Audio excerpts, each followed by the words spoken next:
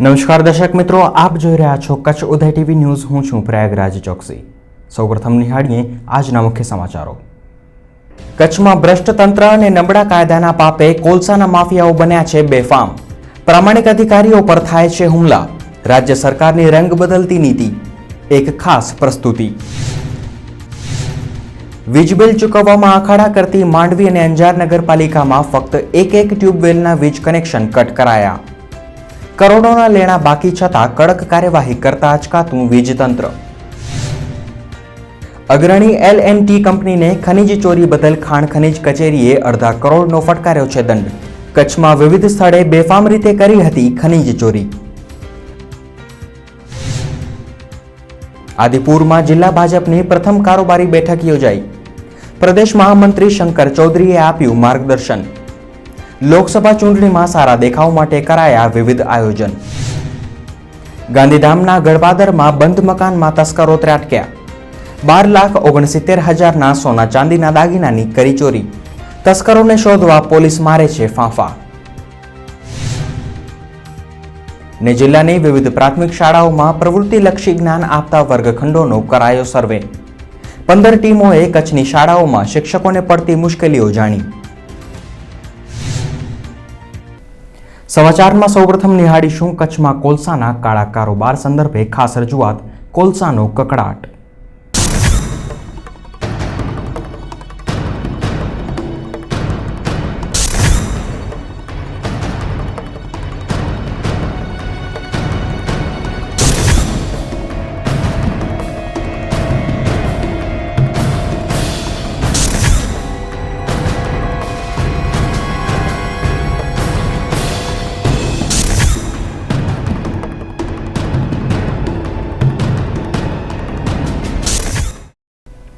રાપરના સણવા ગામે વન વિભાગના range forest officer MJ Chauhan પર ઘાતક હુમલો કરનારા 20થી વધુ કોલસા માફિયાઓ સામે હત્યાના પ્રયાસ સહિત IPCની વિવિધ ગંભીર કલમો હેઠળ ફોજદારી ફરિયાદ નોંધાવાઈ છે. જોકે હજુ સુધી એક પણ આરોપી પોલીસના હાથ લાગ્યો નથી. આ તરફ હુમલામાં ઘાયલ RFOની તબિયત સુધારા પર છે. હાલ તેઓ ICUમાં સારવાર લઈ રહ્યા છે. આ હુમલા કેસની તપાસ DYSP AB ભીમાવતને સોંપાઈ છે. ઉલ્લેખનીય છે કે રક્ષાબંધનના પર્વે સણવાની સીમમાં વનતંત્રની ટુકડી પર કોલસા માફિયાઓ ઘાતક હથિયારો વડે તૂટી પડ્યા હતા. કોલસા માફિયાઓએ RFO ચૌહાણ પર ધારિયા લાકડીઓ વડે ઘાતક હુમલો કર્યો હતો અને બાદમાં તેમની રાઇફલ ઝૂંટવી ફરાર થઈ ગયા હતા. હુમલાખોરોમાં વિજાપર ગામનો સરપંચ પણ સામેલ હતો. કચ્છમાં દૂષણની જેમ ફેલાઈ ગયેલા કોલસાના કાળા કારોબારમાં રેડાયું છે લાલ લોહી. કાળા કોલસામાંથી લીલી નોટો છાપનારા તત્વો ગમે તે હદે જતા અચકાતા નથી. ત્યારે આજે નિહાળીશું ગાંડા બાવળ અને તેના કોલસાના કારોબાર અંગે એક ખાસ અહેવાલ. કચ્છ અને ગુજરાતમાં ગાંડા બાવળ તરીકે ઓળખાતું આ વૃક્ષ મૂળ મેક્સિકો અને પેરુનું છે. અંગ્રેજીમાં પ્રોસોપિસ ફ્લોરા તરીકે ઓળખાતું આ વૃક્ષ આજે ભલે બદનામ થઈ રહ્યું હોય પણ હકીકતમાં તે ઘણું ઉપયોગી છે. કચ્છ અને સૌરાષ્ટ્ર ઉપરાંત રાજસ્થાન, ઉત્તર પ્રદેશ, હરિયાણા અને તામિલનાડુમાં પણ ગાંડા બાવળના વૃક્ષ જોવા મળે છે. યુરોપમાં આ વૃક્ષ પ્રોસોપિસ ફ્લોરા તરીકે જાણીતું છે. યુપીમાં લોકો તેને વિલાયતી કીકર તરીકે ઓળખે છે, તો રાજસ્થાન, હરિયાણામાં તેને વિલાયતી બબૂલ કહે છે. દરિયાઈ ક્ષારને રોકી જમીનનું ધોવાણ અટકાવવા માટે ગાંડો બાવળ એક અમોઘ શસ્ત્ર છે. કારણ કે ગમે તેવા ખારા પાટમાં તે ઝડપથી ઉગે છે. ગાંડા બાવળની ફળીમાંથી અનેક ઔષધ તૈયાર થાય છે. ગાંડા બાવળની ફળીમાંથી પશુઓનું ખાણદાણ બને છે. શ્રમજીવી વર્ગ તેની ફળીમાંથી આવક રળે છે. અછતના સમયમાં ગાંડો બાવળ આશીર્વાદરૂપ વૃક્ષ છે. ગાંડો બાવળ ગુંદર અને મધનો પણ શ્રેષ્ઠ સોર્સ છે. ગાંડા બાવળના લાકડામાંથી બનતા કોલસાની કેલોરીફિક વેલ્યુ એટલે કે દહન ક્ષમતા ઘણી ઊંચી છે. એટલે જ મોરબીની સિરામિક ફેક્ટરીઓમાં સસ્તા અને શ્રેષ્ઠ બળતણ તરીકે ગાંડા બાવળના કોલસાની બારેમાસ ખૂબ ઊંચી માંગ રહે છે. અનેક રીતે ઉપયોગી એવા ગાંડા બાવળની સૌથી મોટી સમસ્યા એ છે કે તે જમીનમાં રહેલું પાણી ખૂબ શોષી લે છે. એટલે જ કોઈ પણ વૃક્ષ કાપવાની મનાઈ હોવા છતાં ખેતીલાયક જમીન પર ઉગેલા ગાંડા બાવળને કાપવા માટે ખુદ વન વિભાગ સત્તાવાર રીતે મંજૂરી આપે છે. વન વિભાગની આ મંજૂરી આપવાની પ્રક્રિયા પણ ઘણી રસપ્રદ છે. પ્રથમ તો ખેડૂત ગાંડો બાવળ કાપવા અરજી કરે છે, પછી વન વિભાગ અને મહેસૂલ વિભાગના અધિકારીઓ સ્થળ પર નિરીક્ષણ કરી ત્યાં ગાંડા બાવળના કેટલા વૃક્ષો ઉગ્યા છે અને તેમાંથી કેટલો કોલસો નીકળશે તેનો અંદાજ બાંધે છે અને સંભવિત અંદાજ કાઢ્યા પછી તે કોલસાના પરિવહન માટે વાહતુક પાસની મંજૂરી અપાય છે। डिवीजन्स जो हैं हमारी कच्छ में पूर्व और पश्चिम डिवीजन्स हैं, वहाँ पे लोग अर्जी करते हैं कि खेती से नड़तर जो भी उनको गांडा बावल झाड़ हटाने हैं, उसमें से कोलसा बनाना है, तो ये लोग अर्जी करते हैं, ये तोमार बनाते हैं। फील्ड स्टाफ जाके चेक करता है कि कितना गांडा बावल है, उसमें से अंदाज़ा कितना कोलसा निकलेगा और फिर उसकी परमिशन देते हैं। और परमिशन देने के बाद सपोजिंग उन्होंने परमिशन दिया कि उसके पास इतना गांडा बावल है और 500 बोरी इसमें से चारकोल बनेगा, तो उतने का ही बाद में ट्रांजिट पास इशू किया जाता है। ગાંડા બાવળના કટિંગ અને તેના કોલસાનું પરિવહન કરવા માટે મંજૂરી આપતી સમગ્ર પ્રક્રિયા જટિલ છે। બાવળીયા કોલસાની ઊંચી માંગ અને કોલસા પાડવાની જટિલ પ્રક્રિયાએ જ કચ્છમાં કરોડોના ભ્રષ્ટાચારને જન્મ આપ્યો છે। કચ્છ ઉદય ટીવી ન્યૂઝ ભુજ। કોલસાના કરોડોના કારોબાર પર વન વિભાગનો અંકુશ રહ્યો નથી। કારણ છે ભ્રષ્ટાચાર ઉપરાંત નહોર વિનાનો કાયદો। કચ્છના ચારકોલ માફિયાઓ પર અંકુશ ના રહેવાનું કારણ છે ધણીધોરી વિનાની મહેસૂલી પડતર જમીન। વન વિભાગની માલિકીની જમીન પર ઉગેલા ગાંડા બાવળના વૃક્ષોનું કોઈ બારોબાર કટિંગ ના કરી જાય તે જવાબદારી વન વિભાગની છે, પણ બન્ની સહિત વિવિધ વિસ્તારોમાં મહેસૂલ વિભાગ હસ્તકની પડતર જમીન પર ઉગી નીકળેલા ગાંડા બાવળના થઈ રહેલા કટિંગ સામે વન વિભાગ લાચારી વ્યક્ત કરે છે। इलीगल इसमें ट्रेड काफ़ी पास्ट में होता रहा है और गांडा बावल जो है पूरे कच्छ में फैला हुआ है। रेवेन्यू वेस्टलैंड्स हैं बहुत ज़्यादा, बन्नी विस्तार है, बहुत सारे एरिया हैं जो फॉरेस्ट डिपार्टमेंट के कब्जे में नहीं है। फॉरेस्ट डिपार्टमेंट के अंडर में जो लैंड्स हैं खाली उन्हीं को देखते हैं हम लोग, लेकिन बहुत सारे ऐसे एरिया हैं जो फॉरेस्ट डिपार्टमेंट के कंट्रोल के बाहर हैं। तो ऐसा ध्यान आता है कई बार वहाँ से भी चारकोल इलीगल बन के निकलता है। तो हम लोग कोशिश करते हैं कि ऐसा कोई जा रहा हो तो उनकी गाड़ियों को पकड़ा जाए। इंडियन फॉरेस्ट एक्ट 1927 अंतर्गत चारकोल, प्लायवुड, विनियर वगैरह वुड कन्वर्जन यूनिट अंतर्गत आवे छे। आ चीज वस्तुओना परिवहन माटे ट्रांजिट पास मेळवવો જરૂરી છે।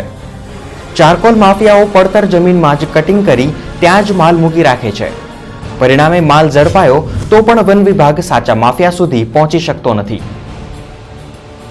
मटेरियल किसी जगह पे पड़ा मिलता है तो उस जगह का जो मालिक है उसको हम उसमें दोषी बनाते हैं, लेकिन अगर दूसरी पार्टी ये प्रूव ना कर सके कि ये मटेरियल उसका पर्सनल है तो एज़ पर लॉ ऐसा एज्यूम कर लिया जाता है कि it is a government property, it is not his property, it is his owners. Prove करने का उसका काम है कि ये गवर्नमेंट मटेरियल नहीं है, ये मेरा पर्सनल मटेरियल है। तो उस केस में केस टू केस वेरी करते हैं। ट्रांजिट पास वगर कोलसो लई जता कोई पकड़ाय तो ते 2000 सुधीनो दंड भरीने दोषमुक्त बनी जाय छे। बहु तो 10-15 दिवस पूरतुं तेनी ट्रक जप्त थाय छे। वन विभागने मात्र दंड अने माल जप्त करवानी ज कायदाए सत्ता आपेली छे।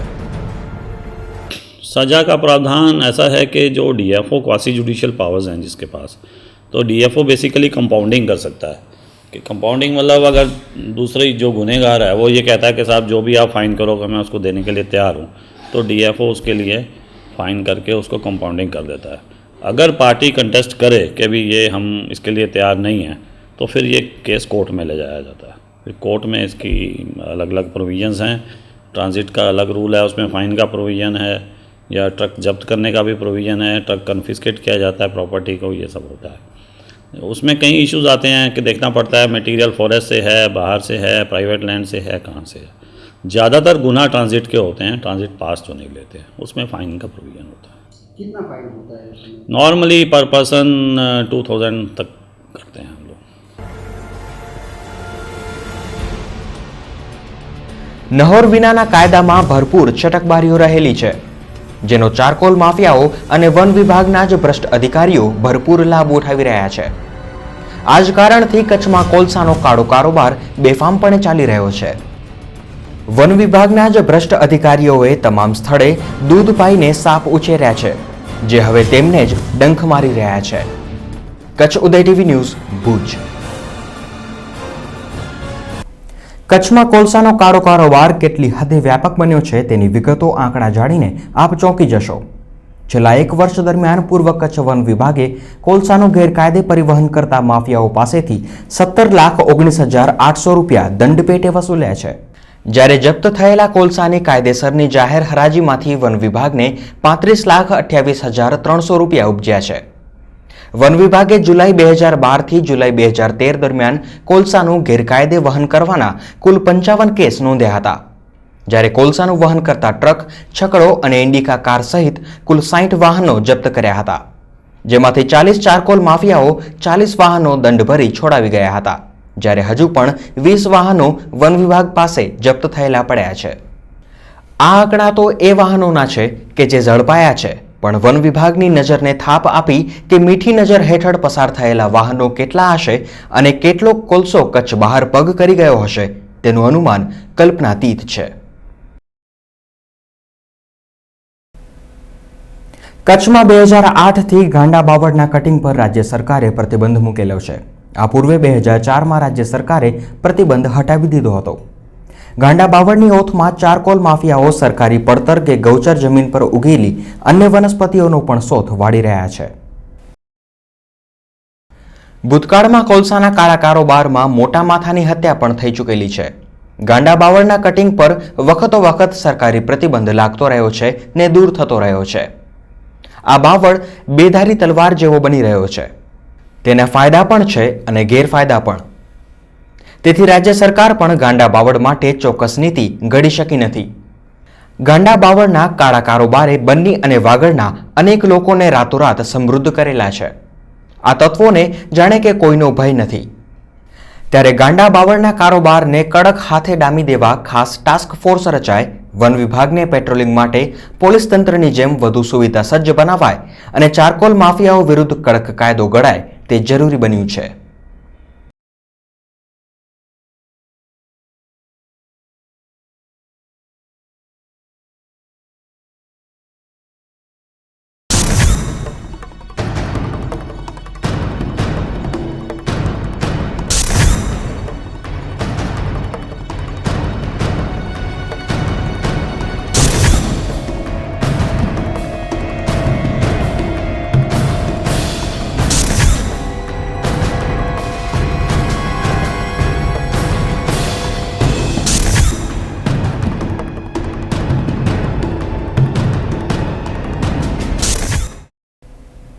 ને બુલેટિનમાં સમય થયો છે એક વિરામનો.